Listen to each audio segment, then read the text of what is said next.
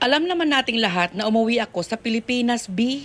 Kapag umuwi ako ng Pilipinas, hindi talaga kompleto ang aking pag-uwi kapag hindi ako kumain ng balot.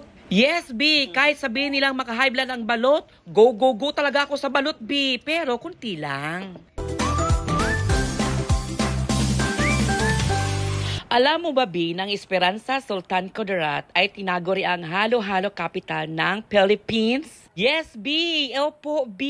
Opo. Kasi napakasarap naman po talaga ng halo-halo sa bayan ng Esperanza Sultan Kudarat. Pero alam mo, B, aside from halo-halo, ay meron pang isang produkto ang Esperanza Sultan Kudarat. At ito na nga ang balot capital ng Sultan Kudarat. Yes, B, dito matatagpuan sa Laginding, Esperanza, Sultan Kudarat ang bintahan ng balot. Makikita dito ang grabe, 1 kilometro na puro balot vendors o balot store ang makikita nyo, B. Kaya malilito ka na lang talaga kung saan ka kakain ng balot. Pero ako, B, hindi ako malilito, B, dahil may suki na talaga ako ng balot. Tuwing uuwi ako ng Pilipinas, dito talaga ako bumibili ng balot. Kung may uuwi man ng Pilipinas at gusto kong magpadala ng balot, dito ko rin sinasabing dito sila bibili. Kasi aside from napakasarap ng kanilang balot, hindi ko alam, B, anong nilagay nilang lumay sa kanilang balot at napakasarap. Ito kasi, B, sa Laginding Sultan Kudarat or Esperanza Sultan Kudarat, makikita ang pwesto ni Sammy Balutan. Di ko alam kung sino si Sammy. Sammy ba ay yung nagtitinda sa akin o yung anak nila? Shout out sa Sammy Balutan sa Laginding Esperanza Sultan Kudarat. Ko, hindi nyo ako nakikilala pero kilala ko kayo dahil palagi akong bumibili dyan ng balot. Uuwi ako ng Singapore, dyan talaga ako bumibili ng balot sa inyo. Comment down below niya kung sino si Sammy, yung anak ba o yung tatay. Baka naman yung nanay, B. Yes, B, hindi ko alam kung bakit napakasarap ng balot nila at hindi lang balot ang tinitinda nila, B. Meron din silang pastil at mga pugo. At that moment, naghanap talaga ako ng pugulot. Yun yung balot ng itlog ng pugo pero wala daw sila, B. Itlog ng pugo na lang yung binili ko. Marami pa silang tinitinda dyan, B. Meron din silang mga pangpasalubong like banana chips, corn chips at kung ano-ano pang klaseng chips. O kita nyo naman itong anak ko, turo na lang turo. Lahat na lang itinuro na gustong bilihin. Hindi niya na alam kung anong gusto niyang kainin. Gusto niya ng balot, gusto niya ng itlog ng pugo, gusto niya ng banana chips at ngayon nga tinuturo niya na naman yung corn chips. Chips ba ang tawag doon? Basta different kind of corn siya. Cornek pala, B. Cornek ang tawag doon. Hindi ko alam kung yun talaga ang tawag doon. Basta, mais siya. Grabe naman ang pagbalot ni Kuya. So, ayan na, B. Pagdating ng bahay, ayan na nga at nilantakan na namin yung balot. Dahil isa't kalahating tray yung binili ko, yung isang tray dadaling ko dito sa Singapore at yung kalahating tray naman ay kakainin namin. So, ayan na nga at inumpisahan na namin ang orasyon sa pagkain ng balot. Ang nagdasal ako dyan, B, na hindi talaga ako ma-high blood, B. Grabe, B, iba talaga ang sarap ng balot ng Esperanza Sultan Kudarat. Hindi ko alam, B, kung paano nila niluto ang balot na ito, pero iba talaga yung lasa, B. Siguro dahil fresh talaga siya. May mga nagbibinta kasi ng balot na ilang araw na at hindi nila naibinta, pero binenta na nila pagkasunod na araw. Itong nabili ko kay Sammy, B, talagang fresh na fresh talaga ang balot. Masasabi mo talaga na mula talaga sa puwit ng itik yung balot na ito, B. Yan na nga at nilantakan na namin yung balot, B. Masarap ito with suka na maanghang at with asin, syempre. At sa mga mahihilig sa balot dyan, aba, kung gusto nyo ng balot, bumili kayo doon kay Sammy sa Laginding Esperanza Sultan Kudarat. Makita mo na yung mga pamangkin ko, oh. Parang first time nilang kumain ng balot. Ito pa yung pinsan ng mama ko. Kala mo naman hindi nakakatikim ng balot. Ayan, B, yung anak ko gusto niya rin daw kumain ng balot. Sabi ko ipaghimay ko siya pero ayaw niya dahil meron na daw siyang sariling pag-iisip at gusto niya siya lang daw magbabalat ng kanyang balot. Shout out kay Novi. Kanina ka pa dyan sa camera at ayaw mo nang umalis. Nakadalawang balot nga lang dyan ako, B, kasi ayaw ko talagang kumain ng maraming balot. Alam nyo na, hello high blood at hello blood pressure at hello cholesterol. At ito na nga ang pamangkin ko na ayaw magpaawat sa balot. Hindi ko alam kung ilan ang naubos na dyan. Kitang-kita nyo naman sa katawan niya, B. Hindi lang balot ang nilalantakan niya, B, sa buong araw na yan. Dami na niyang nakain at parang gutom na gutom pa siya. Na naman yung pinsan ng nanay ko, oh. Kumuha na naman ng asin. Ay, naku. Pasaway talaga itong auntie ko na ito, ah. Kung saan yung kumunol-kunol kami, nandoon din siya nagpapasaway.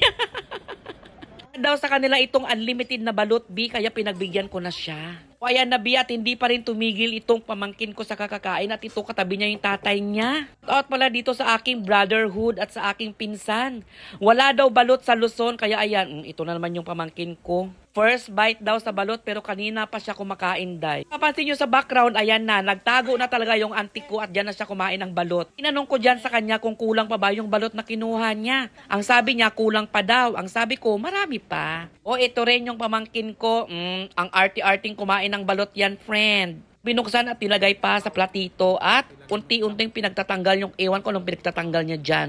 Shout out sa pamangkin, shout out sa pinsan ko na sa Imi na taga Luzon. Ayan, wala daw balot sa kanila kaya unlimited din yung pagkain niya ng balot. O diba, napakasarap ng banding namin. Panglima niya na yan, friend. Lima niya na yan. Ito naman yung aking pamangkin na beauty conscious. Hanggang 2 balot lang daw talaga yung kaya niyang kainin. Si B, ayaw niyang tumaba tulad ng ate niya. Kita niyo naman sa katawan, B, sexy. Ayan, minsan, mekos-mekos, pang ilan mo na yan. O, ito na naman si auntie ko. Pang ilan na yan, auntie? Kanina, pa kumakain ng balot, pang 3 mo na yan, pang 4. O, pati asin, hindi pinatawad, o. Hala ka, pamangkin. Ilang balot na yung nakain mo? Diyos ko, pang 6 na talaga yan.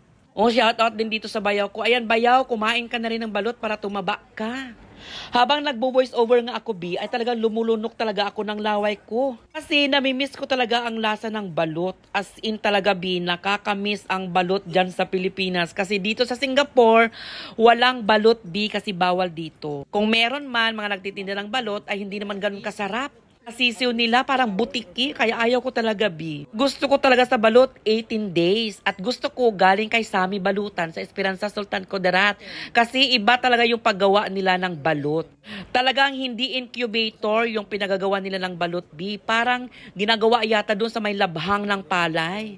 Ang labhang ng palay, B, yun na yung ipa. Kaya masarap talaga yung lasa ng balot nila, B. Meron siyang aftertaste na hindi malansa at hindi mabaho.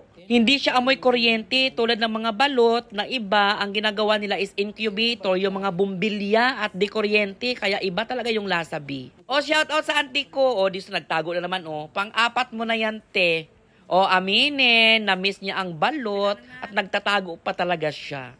Actually, after niyang kumain dyan, kumuha pa talaga siya ng 2 at itinago niya dahil kakainin niya daw sa susunod na araw. So, ayun sa background, yung anak ko, kumakain na rin mag-isa. No ba yan? And for the last at not the least, ito na yung aking paboritong pamangkin, si Onin. At susubukan niya daw kumain ng balot ni Sammy. Diba, maarte din yan sa pagkain, friend. Ewan ko ba, ang aarte ng mga pamangkin kong kumain, ang papayat nila. Sabi ko nga sa kanila, eat all you can kasi wala pa kayo mga sakit. Dahil pagdating ng araw, pag may mga sakit na kayo, hindi na kayo makakakain talaga. Mo itong pamangkin ko, no, biglang pumogi. Hindi ko alam kung anong nilalagay niya sa mukha niya, parang pumogi siya. Kasi B, my girlfriend na siya. Sana all my girlfriend. Kaya sa mga nagbabalak dyan, hindi na po siya pwede. Taken na po ang pamangkin ko na si Onin dahil may girlfriend na siya at mahal na mahal nila ang isa't isa. Ang sabi nga nila, forever na sila. So, okay lang yun. Pang magagawa ng tito, kundi suportahan na lang siya. Alam naman natin ng walang forever, pero sa kanila may forever daw. Kaya mahalin nyo ang isa't isa. Oh, sobra-sobra na yung publicity mo dito sa video ko, ha. Parang 30 minutes na, ikaw na yung laman ng aking video. Daldal ng daldal, ewan ko ba anong sinasabi niya yan. Basta sabi niya, napakasarap daw. Of course, napakasarap talaga ng balot ni Sammy. Sa mga nagbabalak dyan sa Esperanza Sultan Kudarat at Karatig Puok, kung gusto niyo ng balot, pumunta lang po kayo ng Laginding, Esperanza Sultan Kudarat at hanapin nyo yung pwesto ni Sammy. Sammy, kung nanonood ka man ngayon, next time na uuwi ako dyan, dapat libre na yung aking balot.